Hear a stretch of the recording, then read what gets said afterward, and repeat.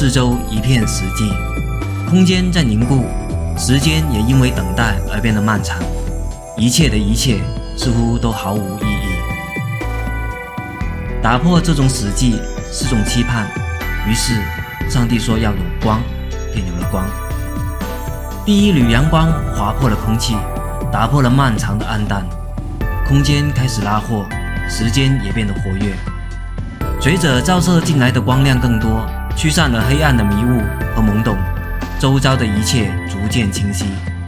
这股短暂的阳光对于这个黝黑的洞穴而言，无疑象征着希望，也解开了一直困扰在当地坊间的一个谜团。弄响天坑位于都安县城东北角的喀斯特群山里头，无论是对于外人还是附近地区的居民来说，都是一个神秘的地方。但是对于神秘的理解却是完全相反的一套逻辑。外人因为神秘充满未知而向往，附近的居民因为神秘了解不多而恐惧。从县城摆摊的小哥、饭店的服务员小妹、村里种菜的大娘，甚至路边挑粪的大爷口中得知，大部分当地的居民对于前往弄响天坑是一种劝阻的态度，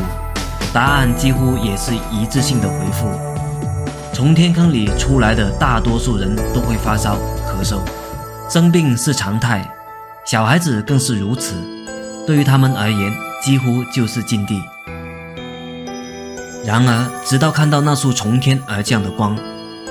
这束光让人重新想起了大概9年前的前央视记者柴静的纪录片《穹顶之光》。正是这道从天而降的光穿透了空气中的雾霾，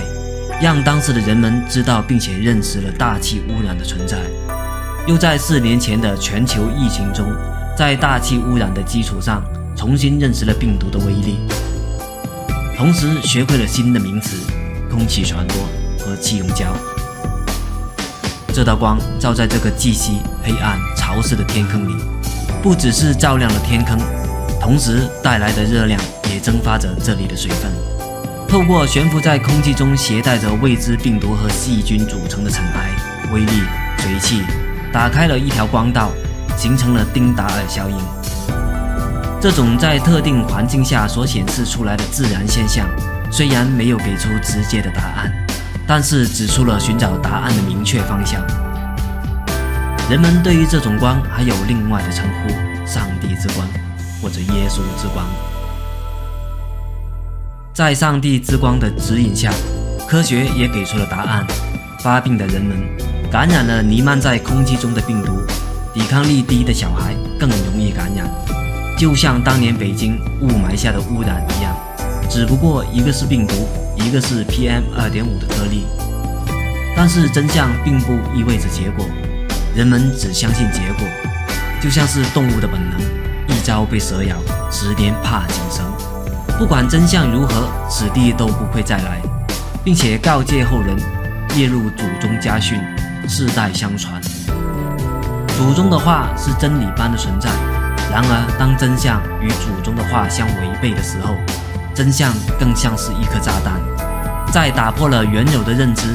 也炸毁了原有的利益。打破人的认知等于刨人祖坟，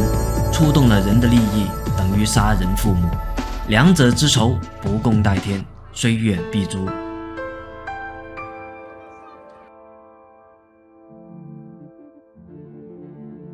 天窗其实就是地窗，它是地下河撕裂的一个窗口，透过这些窗口，地下河水源源不断涌出地表。天坑则是地下河在溶蚀和重力作用下使地表发生坍塌形成的深坑。天坑的形成和天窗的形成差不多，最大的区别一个是在地下，一个在水下。然而大自然就是这么神奇，也会出现既是在地下又是在水下的情形。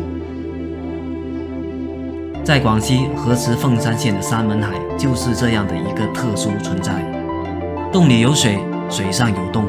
从上往下看是个坑，坑里有水，从水下往上看是个窗，如坐景观天，是天坑也是天窗，区分并不明显，甚至还可以说既不是天坑，也不是天窗，脚不能着地，水也不能覆盖，两头不到边。喀斯特地貌群峰的深处，总能碰上很多这些坑坑洼洼的洞穴裂隙，有的在水中，有的在地表，有的在山上，远看奇峰林立，近观别有洞天。光是对于这些洞穴分类的名称都足够令人懵逼，唯一清晰明了的应该就是岩洞，包含了所有喀斯特地貌山体裂隙洞穴的统一名称。随着蜿蜒曲折的道路穿山而过，洞里南北通透，凉风拂面。这些大大小小的洞穴，初看惊讶无比，看多了实则大同小异，很容易产生审美的疲劳。有一句话是这样说的：旅行的意义是从自己活腻了的地方到别人活腻了的地方。表面上来看，话是没错，但从意义上而言，就跟人生的意义一样，是一个哲学上的问题。有没有意义，关键是有没有赋予它意义，有就有，没有就没有。巴马县绝对是河池最出名的地方，可以不知道河池这个地方，但是世界长寿乡巴马是顶着世界级的名头，曾经是一个山卡拉贫困小县，正是赋予了长寿的意义而声名内外。一个地方拥有了长寿的意义，那这个地方的文化、经济、山、水、人、空气，甚至是看不见的地磁，所有的一切都会为了长寿这个意义而存在。全方位或多或少都会营造通往长寿之路的氛围。而分布在喀斯特地貌的洞穴本身具有的神秘属性，恰好和长寿这个概念一拍而合。梦想天坑是一个可以让人染病的地方，而巴马的百魔洞则是有病治病，没病也能让人做到延年益寿的神秘洞穴。百魔洞既是天窗，也是天坑，既有溶洞，又有地下河。论洞穴的自然景观上集大成于一身，甚至还有传说中的地球磁场疗法和高浓度负离子养生概念，这两样才是治病或者长寿的秘密武器。德尔图良有句名言：因为荒谬，所以相信。荒谬，是的，确实荒谬。荒谬的不是百魔洞，也不是推出磁疗或者养疗的治病理论，荒谬的是人。他们来自天南地北，白发苍苍，暮气沉沉，气息奄奄，或拄着拐杖，或推着轮椅。毫无疑问，这里是这群特殊人群人生的最后一站。把人生的最后一站放在这个地方，恰恰就是因为相信，相信超自然的神迹，相信生命的奇迹。